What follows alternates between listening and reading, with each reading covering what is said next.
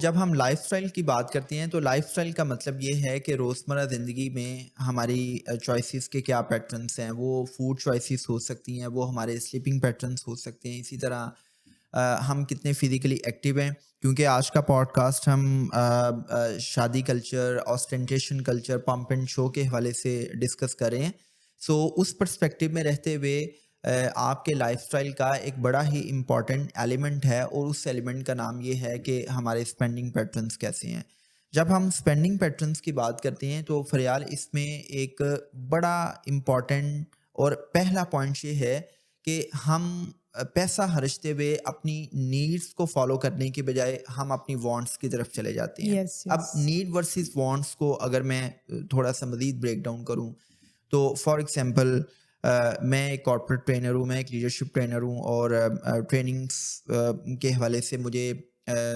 Power dressing کرنی پڑتی ہے. آئی مین کہ میری جاب کی ریکوائرمنٹ یہ ہے کہ مجھے ایک اچھا لباس پہننا ہے کہ جو لباس دوسروں کو یہ سب لیمینل میسج دے کہ یہ بندہ پروفیشنل ہے, ہی ہیز سم کمپیٹنسیز. اور اس لباس کو اگر میں پرچیز کر رہا ہوں تو یہ میری نیڈ ہے. لیکن اگر میرے پاس 5-7 جوڑے پڑے ہوئے ہیں, میرے پاس کوئی 10-20 ٹائیاں پڑی ہوئی ہیں, اور اس کے باوجود میں ہر وقت یہ سوچتا رہتا ہوں کہ مجھے نیا سے نیا سوٹ چاہیے, مجھے نئے سے نئے شوز چاہیے, مجھے نئی سے نئی ٹائی چاہیے, تو وہ میری نیڈ نہیں ہے, وہ میری وانٹ ہے. اسی طرح اگر ہم شادی کلچر کے پرسپیکٹیو سے اس چیز کو ڈسکس کریں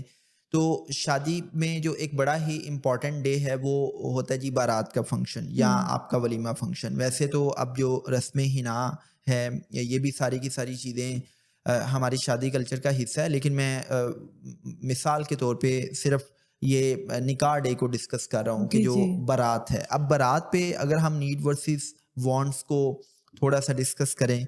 تو دیکھیں, اگر ایک لڑکا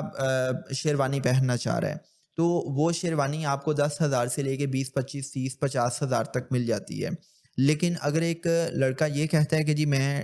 ڈیزائنر کی ڈیزائن کردہ شیروانی پہنوں گا جس کی پرائس جو ہے وہ کوئی 100,000 سے لے کے کوئی 1 ملین تک ہے, یا بہت سی لڑکیاں ہم نے دیکھی ہیں کہ جو کہتی ہیں کہ جی میں نے برائڈل ڈریس وہ پہننا ہے جو فلان ڈیزائنر کا ہو, اور اس کی پرائس جو ہے وہ 0.5 ملین سے 1 ملین تک, آئی مین 10 لاکھ تک بھی جاتی ہے. چونکہ یہ جو باتیں ہیں یہ میں بڑی فیکٹس اینڈ فگرس کی بیس پہ کر رہا ہوں. ایسا نہیں ہے کہ جی اگر میں یہ کامن ہے کہہ رہا ہوں آج. کہ برائڈل ڈریس 1 ملین کا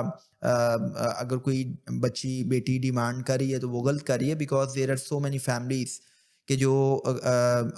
کہیں نہ کہیں انٹریکشن کرتے ہیں پیرنٹس, اور وہ اس وجہ سے پریشان ہوتے ہیں کہ جی بیٹی کی شادی کرنی ہے, بیٹے کی شادی کرنی ہے, لیکن بیٹی کی ڈیمانڈس یہ ہیں کہ میں نے فلان ڈیزائنر کا ڈریس پہننا ہے اور ہم تو افورڈ نہیں کر سکتے. تو میں یہ کہتا ہوں کہ دیکھیں فریال, شادی والے دن, بارات والے دن اگر ایک لڑکا شیروانی پہنتا ہے تو اس شیروانی میں تو وہ کمفرٹیبل فیل نہیں کرتا. آپ ایک لباس کو 2 سے 3 گھنٹے کے لیے پہن رہے ہیں,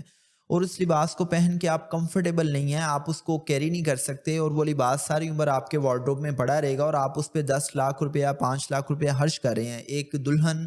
وہ لباس پہن رہی ہے کہ جس لباس کو پہن کے وہ پراپر واک نہیں کر سکتی, وہ چل نہیں سکتی, وہ پراپر کھانا نہیں کھا سکتی.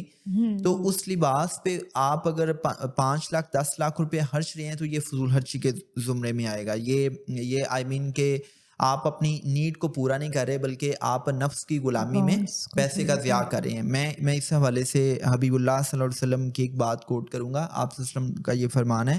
کہ اگر تم دریا کے کنارے وضو کر رہے ہو, اور اگر وضو کرتے ہوئے تم پانی کا اسراف کرتے ہو, تم پانی کا ضیاع کرتے ہو, تو یہ بھی فضول خرچی ہے. اب دیکھیں یہاں پہ جو نبی مکرم صلی اللہ علیہ وسلم نے بات کی ہے فریال, جو میٹافور یوز کیا ہے وہ دریا کا یوز کیا ہے اور وضو کا یوز کیا ہے. یس اب دیکھیں اگر آپ ایک نیک عمل کر رہے ہیں اور اس نیک عمل کرتے ہوئے آپ کے پاس کسی چیز کی بختات ہے, آئی مین دریا کا میٹافور یوز کیا ہے, تو اٹ مینس کہ وضو کرتے ہوئے آپ کے پاس دریا کا وافر پانی موجود ہے, لیکن اس وقت بھی آپ جو ہے وہ اس پانی کا ضیاع نہیں کر سکتے. لیکن ہم کیا کرتے ہیں, ہم